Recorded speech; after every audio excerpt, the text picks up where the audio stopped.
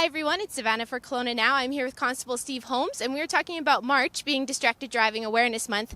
Can you tell me a little bit about the process when you guys get a call or you see someone distracted driving? How does the whole situation play out from there? Well, in a case where we get a complaint of distracted driving behavior, we rely on the person that's calling us to provide certain essential information, that being the date, the time, the location, description of the vehicle, plate number, description of the driver, and and also the behavior that they saw. And if it is possible that we have enough evidence to be able to issue a violation ticket, then that's what we do. Primarily, we do a lot of our own enforcement, so that means either patrolling in our vehicles to spot the behaviors, or we will set up coordinated enforcement situations, such as call operations, where we have a police officer who is observing a behavior and then calling that behavior and the identification of the vehicle ahead to other police officers who will then pull that vehicle over and issue them the violation ticket. And I do know that there was some changes made to the violations and the fine increased a little bit in 2016. Can you tell a little bit about the changes, because some people might not know? Yes. Well, the legislation itself became active in 2010, so here we are 7 years later still dealing with the issue. So as a result of the significance and the risk and the danger and the consequences of this risky behavior, the government enacted increases to the fines and also the addition of points. So in June the 1st, 2016, they increased the fine from $167 to $368, and they've added 4 points as well.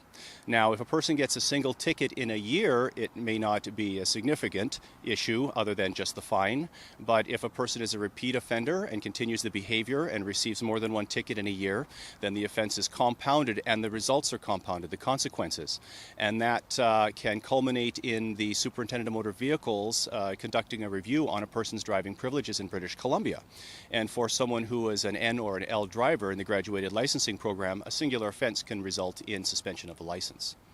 So what do you consider to be distracted driving? Is it someone you see talking on their phone, or is it as simple as just touching the phone?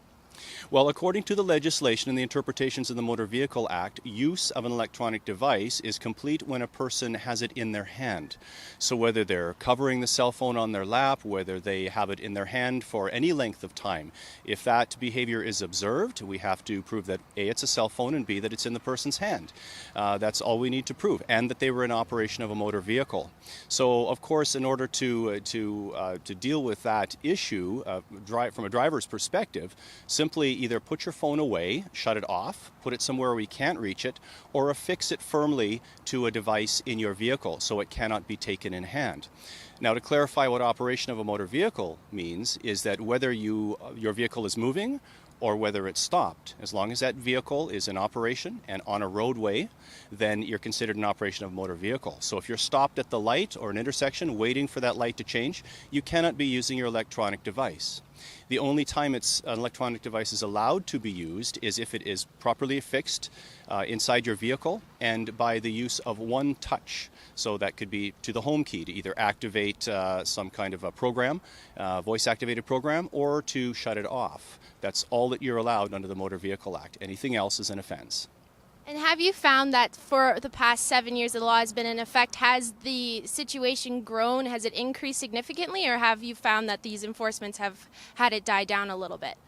I can't speak to actual stats, but I can tell you that we still continue to see a lot of fatalities. In fact, in the southern interior, we have the highest rate of distracted driving fatalities, 32, which beats the Lower Mainland by 6. In the Lower Mainland, it's 26. So obviously, these behaviors are still significant. They're still very evident.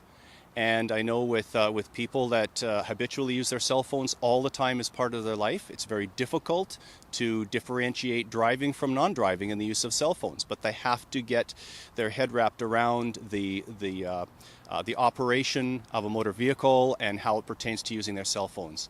We advocate not using them at all when you're operating a motor vehicle, or put it away. And if you are expecting a call, plan for that and pull over. The exceptions to using a cell phone while operating a motor vehicle, by having it in your hand if necessary, is if you see it a situation where you need to call 911, an emergency. In that case, you need to get over to the side of the road as quickly as possible, or you need to stop and pull over, put your vehicle in park, and then use the cell phone. The other thing I want to point out is that if you're using your cell phone for music or for audio capability and you have earbuds or anything attached to it that you place in your ears, the law allows only the use of one earbud or the headphone to cover one ear. You cannot have both earbuds in, or that constitutes an offense under the Act. Thank you so much. I really appreciate it. And now we can try and keep the roadways a bit safer. Let's hope so. Driving is a complex operation. It requires your undivided attention.